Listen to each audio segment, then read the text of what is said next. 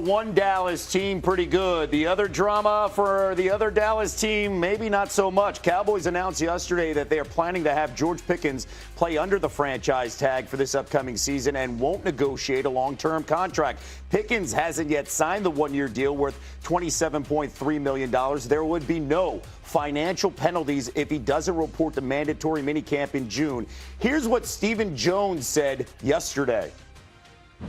Let's start with the fact it's not easy, having two receivers being paid top of the market. I mean, that's obviously a stretch, especially when you have other great players on your team, a quarterback that's been here being the highest paid player in this league for many years now. That's part of it. The other thing is the newness of George being here. And I think George has just done an amazing job. I mean, he's exceeded all expectations. I think anybody, or we wouldn't have gotten him for a third-round pick. So that's a plus. And, a lot of these things, they make their way toward a long-term deal. There are a lot of layers to that soundbite from Stephen Jones. Dana, let's start with you from what we're going to pick from this. By the way, nice outfit change back to the sweater. Are the Cowboys and George Pickens headed for a divorce? No doubt. And Stephen Jones' one comment is everything. He literally just said, well, let's start with the fact that it's hard to pay two receivers top of the market. In 2027, CeeDee Lamb is scheduled to make $46.2 million. They're not paying both CeeDee Lamb and George Pickens top of the market. Stephen Jones just said it. And so right now, my thought going into tonight with the draft is if Jordan Tyson, the receiver out of Arizona State, or Carnell Tate, the receiver out of Ohio State, fall to number 12, even though the Cowboys need defensive players, they're going to take one of those receivers, and then the shopping for George Pickens starts. He was traded for a third pick. If the Cowboys get a second-round pick for George Pickens coming off of last season, they should, and they draft a receiver tonight, that's good. That's a good job by their front office. The Raiders, the Chiefs, the Ravens, the New England Patriots, if they take a receiver at 12, they all should be on the phone with the Cowboys seeing if you can trade. Obviously, got to sign the tag, all that happens. But I don't see how both CeeDee Lamb and George Pickens are Cowboys in the future. Michael, this seems a little bit different from last year with Micah Parsons and then the previous year with Dak. What do you make of, and CeeDee Lamb, what do you make of this situation? This is one thing I don't understand. If you're going to essentially announce a divorce, why are you signing into the franchise tag? For what? For the one season, but the point is first of all, this is going to go south. Yeah. With Pickens, as with most receivers in the league, this is going to go south fairly soon. It's going to be week after week. I'm going to check in on you guys every morning, talking about Jerry's comments, talking about Pickens' comments, talking about who's on what podcast. Yep. This is going to be messy. So again, why announce this? Why get to the point, to Daniel's point? Yeah. Stephen Jones is going to sit there and make this plain. Okay, fine, but you just franchise tagged him. Mm-hmm. But by the way, this story will continue. It'll just be in the A block, not in the B block later on. Once the draft is over. Yeah. Exactly. Well, watch if the Cowboys take a receiver tonight. And then suddenly it's in the A block tomorrow. Yeah. Right now, what do you think of this situation here with both sides? It's expected. Yeah. I mean, if you're George Pickens and his agent, you should have known this was going to happen, right? You got a chance to go there and play really well, and the Cowboys franchise tag people, and they make you play on it. I mean, that's what they do every single year. So you should have known that as Georgia. You should have known as the Cowboys, as they do, you can't pay two receivers $100 million plus in guaranteed money. And George is not going to play on the tag. He will not be a Cowboy, whatever shakes down. I think even if they don't draft one high, he's going to get dealt at some point this offseason. We've seen him be disgruntled at times, the body language, being outspoken when he's not happy. You think that's going to work here in Dallas? He's going to be unhappy. It can't work. This marriage is done. Keep in mind, they pick at 12 and 20. I do know that. Let's get that context here for tonight as we have this scenario play out. Yeah, they need defense, and I think where their focus is at 12 is defense, and I think they have a list of players that if they fell to them or if they could make a small trade up to get one of them, that they would do it. However, they also do like Jordan Tyson. And if they were to take him at 12 because their defensive options were all exhausted, that does prompt a conversation about what do you do with Pickens. I think the Cowboys are very confident in their position that the right thing to do with George Pickens is the franchise tag this year. Great year. Let's see it again. Jordan's just mentioning, there's other stuff that comes with George Pickens. We heard a lot of things about him in Pittsburgh, about inconsistency of focus, this kind of thing. You talk about body language. I mean, there's a reason Dallas was able to get him, to Stephen Jones's point, for a third-round pick.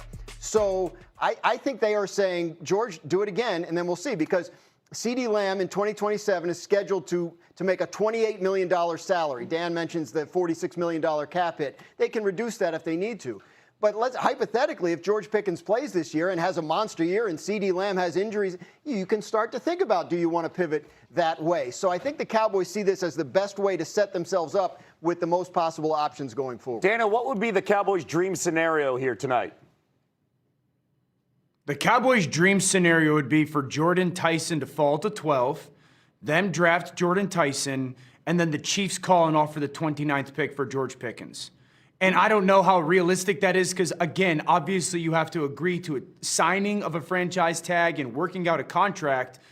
But given everything that Stephen Jones said and given where the Chiefs are with their wide receiver group, like I don't know how...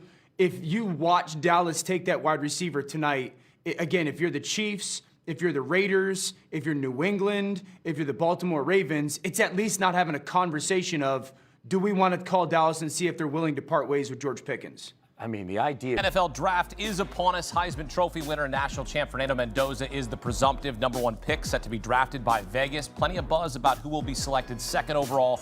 Jets deciding between Texas Tech edge rusher David Bailey and Ohio State versatile linebacker and edge rusher Arvell Reese. Cardinals have the 3rd pick. They're reportedly open to trading out of that spot. Titans and Giants have the 4th and 5th picks, respectively. The G-men also have the 10th overall selection after trading Dexter Lawrence to Cincinnati. And for more, welcome an 8-time Pro Bowler and 5th pick of the Arizona Cardinals in 2011, Patrick Peterson, and CBS Sports lead NFL insider Jonathan Jones. Cardinals open to trading the 3rd overall pick. Jonathan, what are you hearing out of Arizona? Yeah, it's a terribly kept secret, if you want to call it that. The Cardinals, for weeks, have been jumping up and down, trying to place signs all across the NFL that they are willing to trade out of the number 3 overall pick. That's what GM Monty Austin-Fort loves to do. He loves to do those draft day trades. The question, Hakeem and Patrick, is who is going to trade with him, okay, and with the Arizona Cardinals? Because we've been talking about this for months. This is not the strongest draft that we have ever seen. There's only one quarterback in this draft, in Fernando Mendoza, that you would ever consider taking anywhere close to the top of the 1st round. And so when you don't have the quarterback that someone is willing to come up for, how far back is a team willing to come up for a non-quarterback, for an edge rusher, for a project like an Arvell Reese, for a running back that you may consider fungible? All of those things, that is what is unique about these Arizona Cardinals. If they have to sit there and pick at 3, who do they go with? But number 1, the Cardinals would love to get a haul for this number 3 overall pick. The question is, who's going to come up? And right now, it doesn't look like anyone's willing to come up the way that Monty Austin-Fort is hoping. Patrick, if Arizona holds on to the 3rd pick, who are you targeting with that pick? Man, honestly, you've been hearing a lot of noise about Jeremiah Love, and I love the pick just because of the Arizona Cardinals have been in the top 15 pick the last 10 years, right? That's no secret. So at some point, you got to go out and get a running back, a guy that's going to be able to change the tempo, change the game, and Jeremiah Love is that guy. He can change the game running the ball, and he's an every down guy as far as you can leave him on the field on 3rd down as well. So I won't be upset if the Arizona Cardinals stay at 3 and go out and get Jeremiah Love, because they did bring over a guy who I actually was a teammate of, and Isaac Malu in Pittsburgh, and now he's a guy that's there that can actually help the young guy be efficient in the running game. So I won't be opposed if the Arizona Cardinals stay at 3 and take Jeremiah Love. Our Ryan Wilson has the Cardinals taking Notre Dame running back Jeremiah Love. Jonathan, would Arizona consider taking a running back this early, considering the other needs they have? So they would, because you have to consider that Jeremiah Love, as Pat just explained, is such an offensive weapon. He's not just a running back, right? You can have him on the field for all downs. You can have him, and really here's the difference for Jeremiah Love and for the Arizona Cardinals. Because he is such a good route runner and pass catcher, frankly, you can throw him in the slot. Right now, look, the Arizona Cardinals have devoted a lot of resources to the running back position. We've had this conversation for years. How much money do you spend on running backs? We consider, of course, the guys that they have there. They have James Conner, who's coming off an injury. You look elsewhere. I mean, they have 4 running backs already in that room. A lot of money and draft picks already. Trey Benson is another one. Picked one up in free agency as well. And Jeremiah Love, if you draft him 3 overall, you are guaranteeing him $50.5 million over the course of a 4-year contract. That is by far the most guaranteed money fully for a running back, frankly, in NFL history, right? It's more than Saquon Barkley and Christian McCaffrey, whatever Bijan Robinson's going to sign for. So that is a question in terms of team building and composition. How many resources do you devote to the running back position? But for a guy like Jeremiah Love, in a draft like this, where you might not get what you want to trade out of 3, he may be the guy. Love could be the highest drafted running back since we mentioned Saquon Barkley went 2nd overall in 2018. Dallas Cowboys have 2 first-round picks, 12 and 20. Jonathan, how aggressive might the Cowboys be to move up? Somewhat aggressive, Hakeem. We've been reporting for more than a week now that the Dallas Cowboys want to come out of the 1st round with 2 first-rounders. Okay. And so I know a lot of people, my goodness, a week ago in all the mock drafts, didn't everyone have the Cowboys packaging 12 and 20 to move up to 6 with the Cleveland Browns? I don't think that they want to just get 1 player.